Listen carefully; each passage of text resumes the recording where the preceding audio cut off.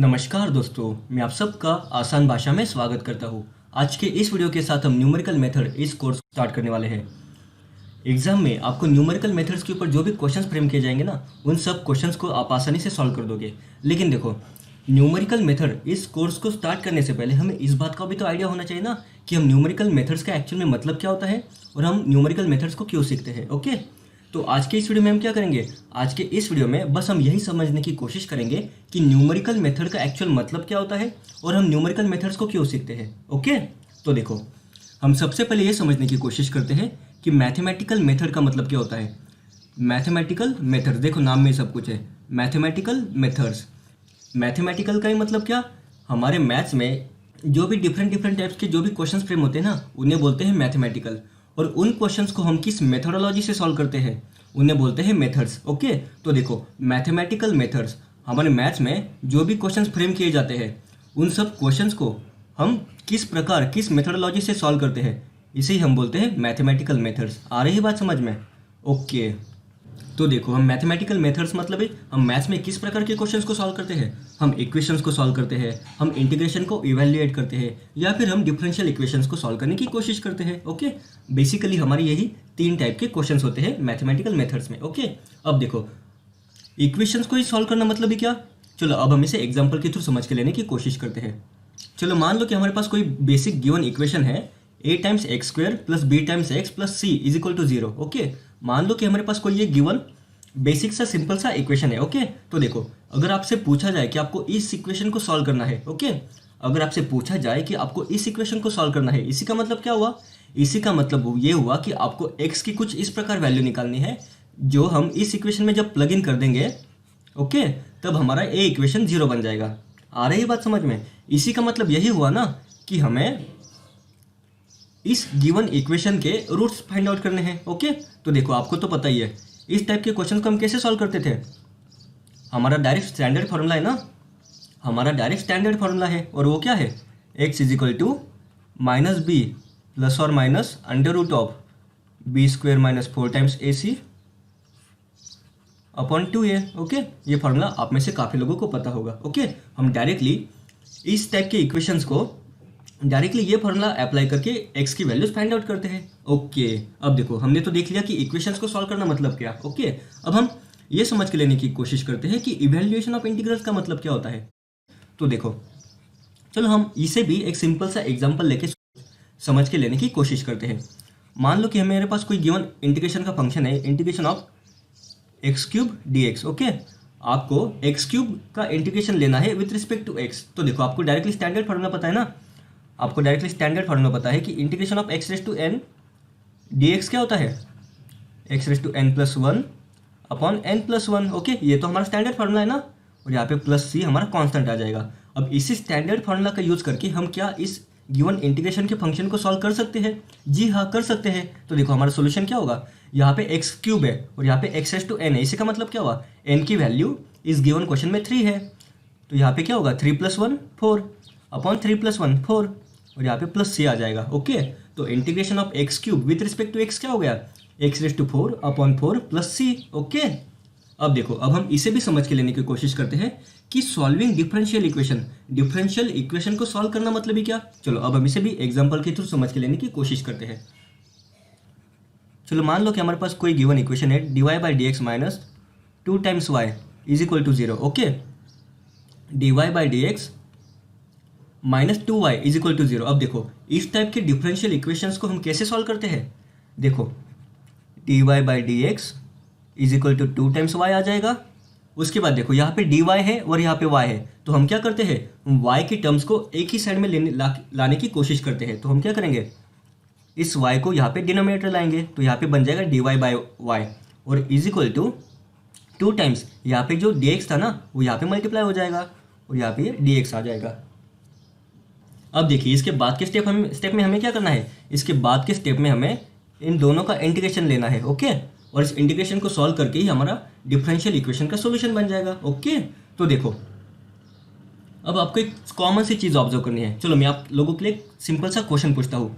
हमने यहाँ पे एक इक्वेशन को सॉल्व किया, बाद में हमने एक इंटीग्रेशन को इवेल्युएट करने की कोशिश की और बाद में हमने एक डिफरेंशियल इक्वेशन को भी सॉल्व करने की कोशिश की। तो देखो हमने यहाँ पे जो 3 एग्जांपल्स सॉल्व करने की कोशिश की ना, इन तीनों एग्जांपल्स में कॉमन चीज़ क्या थी? इन तीनों एग्जांपल में सॉल्व करते वक्त हमने एक ही चीज़ कॉमन की है। ओके, क्या आपको चीज़ समझ में आ गई है कि वो कॉमन चीज़ क्या थी? तो देखिए वो कॉमन चीज़ क्या थी? फॉर्मूलेज। ओके, हमने यहाँ पे जो भी 3 क्वेश्चन सॉल्व किए ना, उनको किस प्रकार किया? उनको हमने डायरेक्ट स्टैंडर्ड फार्मूला का यूज करके ही सॉल्व किया है। ओके, देखो यहाँ पे क्या है, हमारा जो भी यहाँ पे गिवन इक्वेशन था ना, उसे सॉल्व करने के लिए हमने स्टैंडर्ड हमारा फार्मूला यूज किया। उसके बाद यहाँ पे जो भी इंटीग्रेशन का फंक्शन था ना, उसे भी सॉल्व करने के लिए हमने हमारा स्टैंडर्ड फार्मूला यूज किया। और उसके बाद हमने यहाँ पे जो भी डिफरेंशियल इक्वेशन को सॉल्व करने की कोशिश की ना, इसमें भी हमने बेसिकली स्टैंडर्ड फार्मूला का ही यूज किया है। ओके, तो देखिए जब भी हम किसी भी गिवन इक्वेशन को या फिर इंटीग्रेशन के फंक्शन को या फिर डिफरेंशियल इक्वेशंस को, मतलब भी हमने यहाँ पे जो भी 3 एग्जांपल्स देखे ना, उन टाइप के क्वेश्चंस में अगर हम स्टैंडर्ड फार्मूला का यूज करके उस क्वेश्चन को सॉल्व करने की कोशिश करते हैं ना, तो इसे ही हम बोलते हैं एनालिटिकल मेथड। ओके, इसे हम क्या बोलते हैं? इसे हम बोलते हैं एनालिटिकल मेथड। तो देखिए एनालिटिकल मेथड की डेफिनेशन क्या है? Analytical methods are those which by an analysis of the equation obtain a solution directly as a ready-made formulae। यहाँ पे सबसे इंपॉर्टेंट चीज क्या है?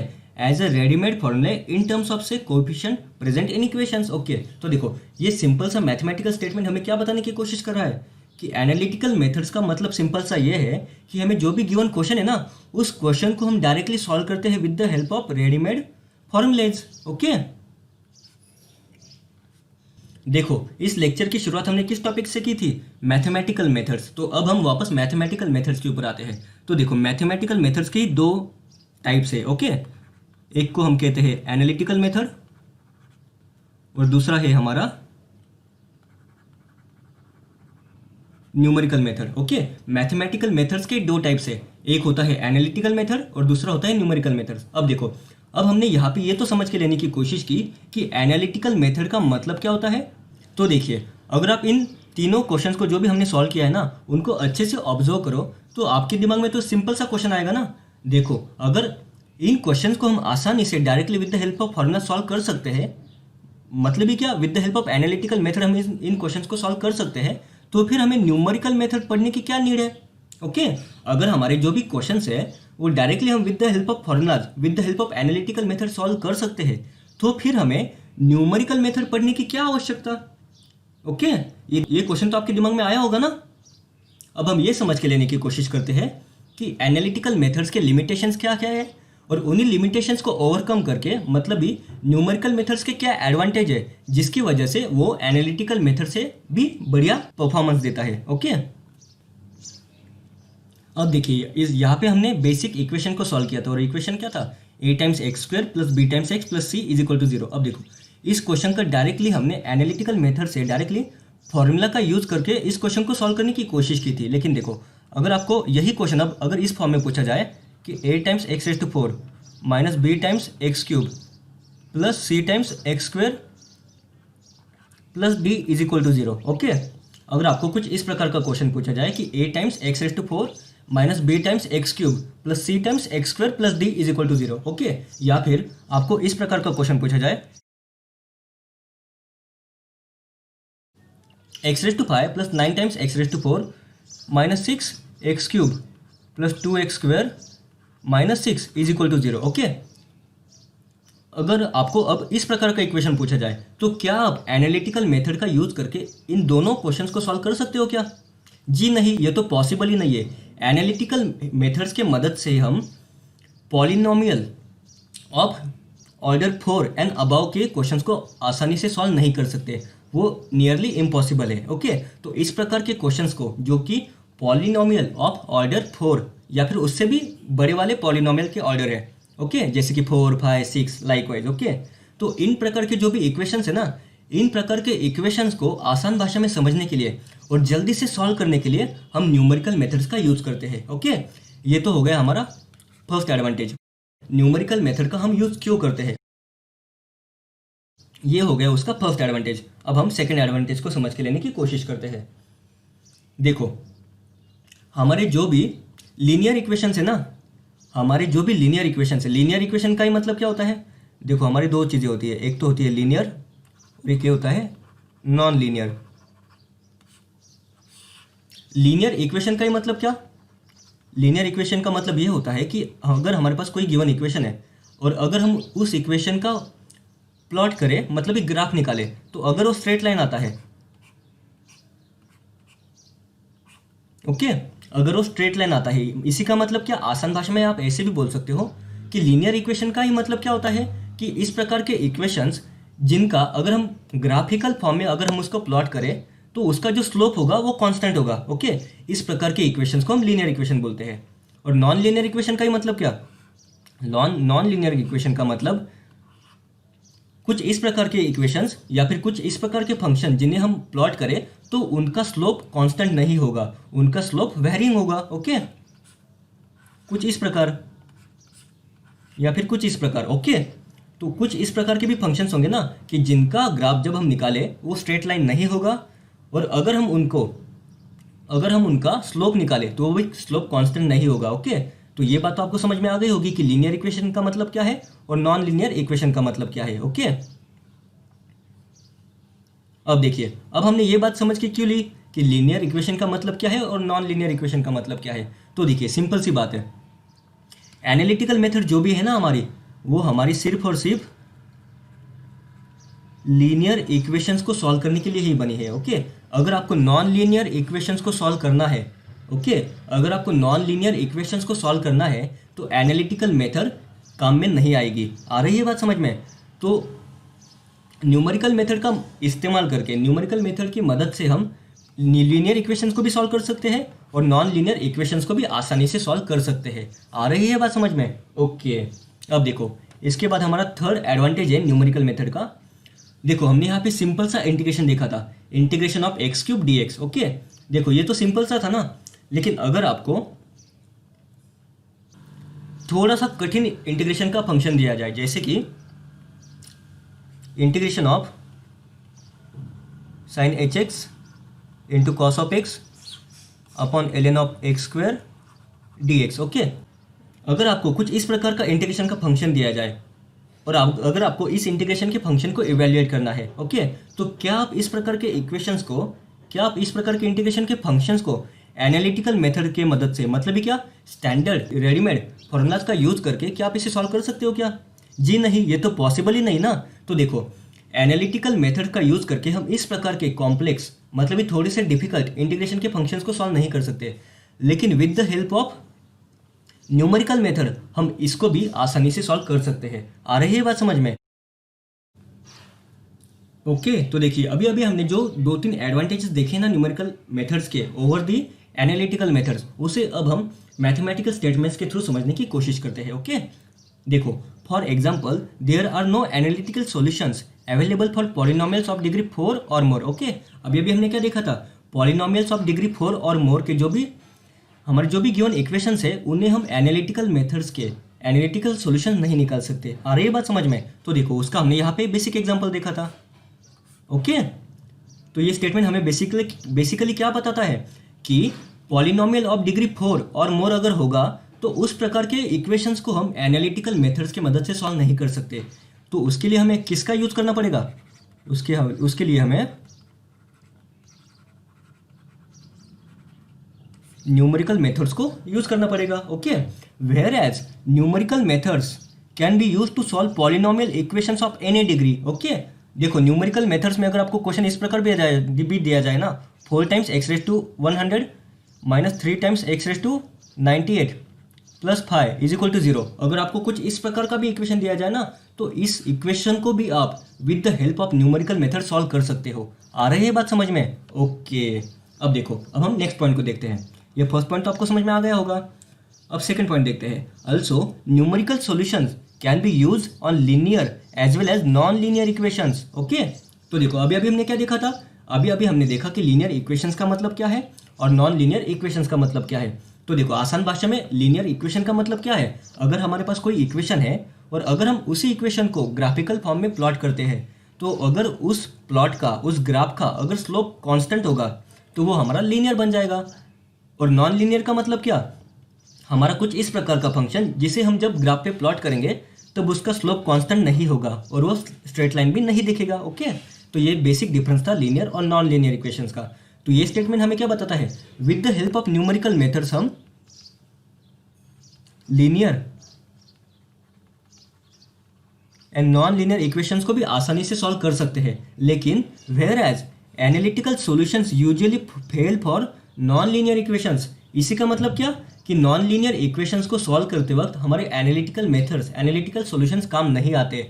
एनालिटिकल मेथड्स हमारी सिर्फ और सिर्फ लीनियर इक्वेशंस को ही सॉल्व करने में हमारी मदद करती है। आ रही है बात समझ में? ओके, तो आपको ये सेकंड पॉइंट में समझ में आ गया होगा। अब देखो, with the advent of computers and huge computational, मतलब ही क्या, number crunching power, numerical methods have largely replaced analytical methods of solution and have extended the power of mathematical methods to solving a much wider class of practical problems. देखो यहाँ पे क्या words है, to solving a much wider class of practical problems which occur in simulation and modeling than it was possible before using analytical methods only। Okay, तो देखो यहाँ पे इतना बड़ा जो हमें लिख के दिया है ना, उसको मैं आपको अगर सिंपल भाषा में समझाने की कोशिश करूँ तो इसका सिंपल सा मतलब बस इतना ही है कि न्यूमेरिकल मेथड्स के मदद से हम वाइड रेंज ऑफ प्रॉब्लम्स को सॉल्व कर सकते हैं, वो भी आसानी से और वो भी एकदम जल्दी से। ओके, क्योंकि देखो न्यूमेरिकल मेथड्स को हम किसकी मदद से सॉल्व करते हैं, न्यूमेरिकल मेथड्स को हम with the help of computers and huge computational power से सॉल्व करने की कोशिश करते हैं। इसी का मतलब क्या हुआ,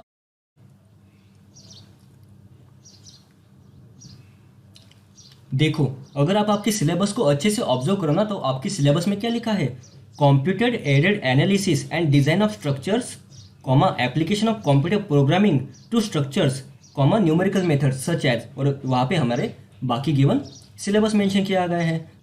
तो देखो अगर आप इस चीज़ पे फोकस करो, यहाँ पे ऐसा क्यों लिखा है कि computer aided analysis and design of structures, application of computer programming to structures. Okay, इसी का मतलब क्या हुआ, हम न्यूमेरिकल मेथड्स को with the help of computer programming solve करते हैं। ओके, और इसकी कंप्यूटेशनल पावर इतनी बड़ी होती है ना कि किसी भी प्रकार के क्वेश्चंस को, वो चाहे जितना भी डिफिकल्ट हो, चाहे उसका क्लास कितना भी वाइडर हो, हम उन प्रकार के क्वेश्चंस को आसानी से सिमुलेट भी कर सकते हैं और मॉडल भी कर सकते हैं। आ रही है बात समझ में? ओके, तो देखो अभी तक हमने क्या क्या देखा कि न्यूमेरिकल मेथड्स का एडवांटेज क्या क्या है और हमारे जो भी एनालिटिकल मेथड्स है ना उसमें क्या क्या लिमिटेशंस है। ओके, तो अब तक आपको दो चीज़ें तो क्लियर हो गई होगी कि एनालिटिकल मेथड्स के क्या क्या लिमिटेशंस है और हमारे न्यूमेरिकल मेथड्स के क्या क्या एडवांटेजेस है। ओके, अगर आपको इतना भी बेसिक समझ में आ जाए ना तो आपका काम बन जाएगा। अब हम ये समझ के लेने की कोशिश करते हैं कि न्यूमेरिकल मेथड का एक्चुअल में मतलब क्या होता है। ओके, हमने ये बात तो अब समझ के लेने की कोशिश की कि न्यूमेरिकल मेथड का हम यूज़ क्यों करते हैं। ओके, अब ये बात तो आपको क्लियर हो गई होगी कि हम न्यूमेरिकल मेथड का यूज़ क्यों करते हैं।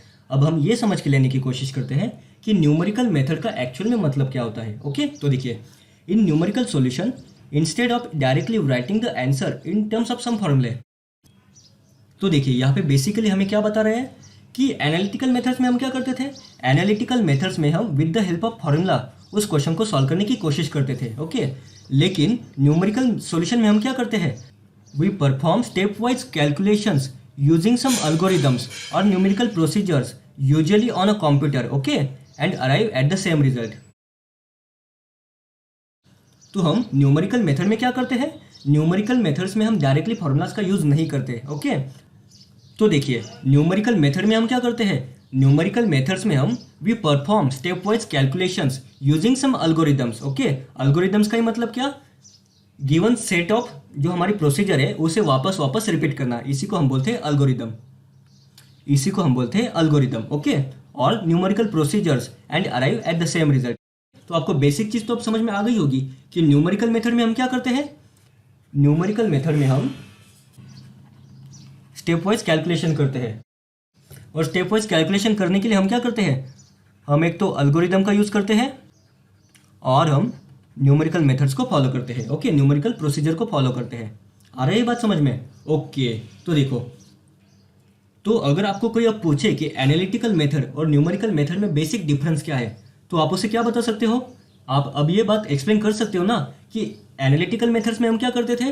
एनालिटिकल मेथड्स में हम डायरेक्टली जो भी हमारे स्टैंडर्ड फार्मूलाज है ना, उनके हेल्प से उस क्वेश्चन को सॉल्व करने की कोशिश करते थे। लेकिन एनालिटिकल मेथड क्या हम हर प्रकार के क्वेश्चंस को, हर प्रकार के इक्वेशंस को, हर प्रकार के मैथमेटिकल क्वेश्चंस को सॉल्व करने के लिए यूज कर सकते हैं क्या? जी नहीं। एनालिटिकल मेथड्स को हम हर प्रकार के क्वेश्चन को सॉल्व करने के लिए यूज नहीं कर सकते, उसके बहुत सारे लिमिटेशंस है। ओके, इसीलिए हमने न्यूमेरिकल मेथड्स को अप्लाई करते हैं। ओके, और न्यूमेरिकल मेथड्स का मतलब क्या है?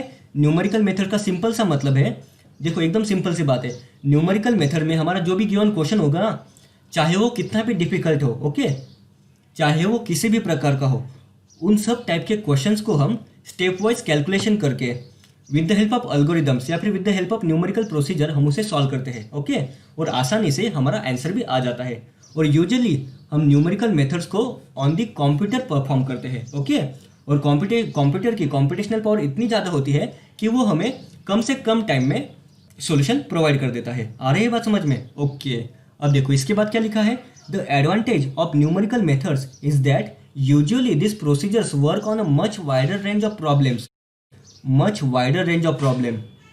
एनालिटिकल मेथड्स हमारे लिमिटेड सेट ऑफ प्रॉब्लम के लिए थे। Okay, as compare to analytical solutions which work only on a limited class of problems. आ रही है बात समझ में? ओके, अब आपको ये चीज़ भी समझ में आ गई होगी कि न्यूमेरिकल मेथड का एक्चुअल में मतलब क्या होता है और हम न्यूमेरिकल मेथड्स को क्यों यूज़ करते हैं। ओके, अब देखिए यहाँ पे हमने जो भी बेसिक थ्योरी को समझ के लेने की, जो भी बेसिक कॉन्सेप्ट को समझ के लेने की कोशिश की है ना, वो आपको थोड़ी बहुत तो समझ में आ गई होगी। जब हम इसके ऊपर और क्वेश्चंस को सॉल्व करेंगे ना, तब आपको ये कॉन्सेप्ट और आपके बिल्डअप होती जाएंगी। अब देखिए न्यूमेरिकल मेथड्स को हम कहाँ यूज़ कर सकते हैं। न्यूमेरिकल मेथड्स को हम देखो अभी हमने देखा ना कि numerical methods works on wider range of problems. Okay, किसी भी प्रकार के वाइड रेंज ऑफ प्रॉब्लम्स को सॉल्व करने के लिए हम न्यूमेरिकल मेथड का यूज़ कर सकते हैं। लेकिन देखो अगर आपको स्पेसिफिकली पूछा जाए कि न्यूमेरिकल मेथड का हमें सिलेबस में कहाँ यूज़ करना है, तो देखो solution of system of linear equations, जो भी हमारे लीनियर इक्वेशंस होते हैं ना, उनको सॉल्व करने के लिए हम न्यूमेरिकल मेथड्स का यूज़ करते हैं। उसी प्रकार solution of algebraic and transcendental equations in single variable, इसको भी सॉल्व करने के लिए हम न्यूमेरिकल मेथड्स का यूज़ करने वाले हैं। उसके बाद evaluation of definite integrals, definite integrals को इवेल्युएट करने के लिए भी हम न्यूमेरिकल मेथड्स का यूज़ करने वाले हैं। और ये जो आपको आखिरी पॉइंट दिख रहा है ना, solution of ordinary differential equation, इसे भी हम with the help of numerical method solve कर सकते हैं। लेकिन हमारे एमपीएससी के सिलेबस में इसे इंक्लूड नहीं किया गया। ओके, इसे इंक्लूड नहीं किया गया, तो आप इसे इग्नोर भी कर सकते हो। लेकिन बस आपको इतना आइडिया होना चाहिए कि हम न्यूमेरिकल मेथड को बस इन 4 टाइप के प्रॉब्लम्स के लिए यूज़ करते हैं हमारे सिलेबस में। ओके, हम बस इन्हीं 4 पॉइंट्स पे ज़्यादा फोकस करने वाले हैं। उसमें से जो फर्स्ट 3 पॉइंट्स है ना, वो हमारे सिलेबस में मेंशन किए गए हैं, जो 4th पॉइंट है वो हमारे सिलेबस में मेंशन नहीं किया गया।